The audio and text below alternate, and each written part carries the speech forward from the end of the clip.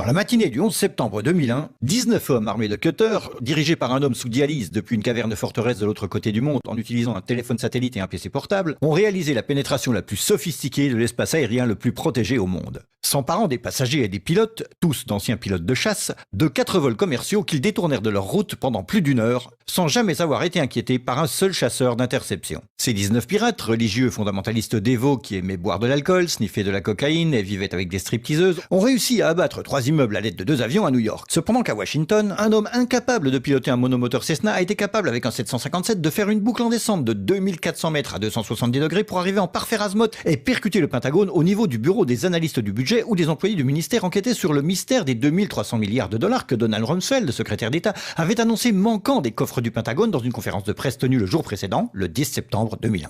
Par chance, les médias ont su qu'il avait fait en quelques minutes. Osama bin Laden. Et les grands pontes en quelques heures. Osama bin Laden. Les officiels dans la journée. Terrorists who committed these acts and those who harbor them. Et les preuves sont littéralement tombées dans la poche du FBI. That a hijacker's passport was found blocks from the World Trade Center crash site, if you can believe that. Mais pour une raison ou une autre, des conspirationnistes fous ont demandé une enquête sur la plus grosse attaque perpétrée sur le sol américain de toute l'histoire. Cette enquête a été retardée, sous-financée, sabotée, en conflit d'intérêts et menée secrètement du début à la fin. Elle était basée sur des témoignages obtenus sous la torture et dont on a détruit les enregistrements. Elle n'a pas mentionné l'existence du Building 7, Double Danger, Ptetch, Sybil Edmonds, Ben Laden et la CIA, et les manœuvres militaires simulant des avions détournés et jetés sur des immeubles menées au moment précis où c'était en train de se produire. Elle a été trompée par le Pentagone, la CIA, l'administration Bush, et à propos de Bush et Cheney, eh bien personne ne sait ce qu'ils ont dit car leurs témoignages étaient secrets, pas enregistrés, pas sous serment et à huis clos. Ce n'était pas important de chercher qui a financé les attaques, car cette question a peu de signification pratique. Cependant, la commission d'enquête du 11 septembre a brillamment répondu à toutes les questions du public, excepté la plupart de celles posées par les familles des victimes, et a pu pointer les fautes des personnes responsables, bien qu'aucune n'ait perdu son boulot, déterminant que ces attaques étaient dues à... failure of imagination. Parce que... Nobody in our government, at least, and I don't think the prior government that could envision flying airplanes in the buildings. Excepté le Pentagone, la FIMA, le NORAD et le NRO.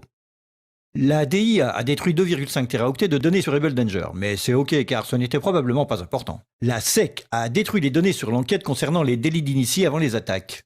Mais c'est ok car la destruction des données relatives à la plus grosse enquête de toute l'histoire de la SEC fait partie de ses routines d'archivage.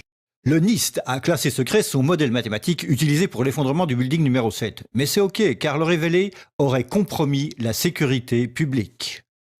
Le FBI a argué que tout ce qui concerne leur enquête sur le 11 septembre doit être tenu secret. Mais c'est normal car le FBI n'a probablement rien à cacher. Cet homme n'a jamais existé, et rien qu'il ait dit ne mérite votre attention. Si vous dites le contraire, vous êtes un conspirationniste paranoïde qui mérite d'être mis au banc de l'humanité.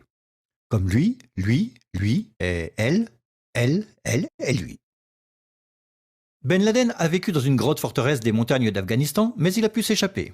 Puis il s'est caché à Tora Bora, mais il a pu s'échapper. Puis il a vécu 10 années à Abbottabad, mettant en échec le réseau d'espionnage le plus efficace et le plus sophistiqué du monde et de l'histoire, tout en publiant vidéo sur vidéo en totale impunité, rajeunissant au gré des vidéos réalisées, avant d'être capturé par un vaillant commando de Navy SEAL dans une opération non filmée, durant laquelle il n'a pas résisté ou peut-être utilisé sa femme comme bouclier humain, et pendant laquelle ces as des forces spéciales ont paniqué et tué cet homme désarmé, censé être la meilleure source d'information de la planète concernant le terrorisme. Puis ils l'ont jeté dans l'océan avant d'en parler à quiconque. Puis 2 douzaines de membres de ce commando ont péri dans un crash d'hélicoptère en Afghanistan. Ceci est l'histoire du 11 septembre comme elle vous est rapportée par les médias qui vous ont dit la pure vérité sur...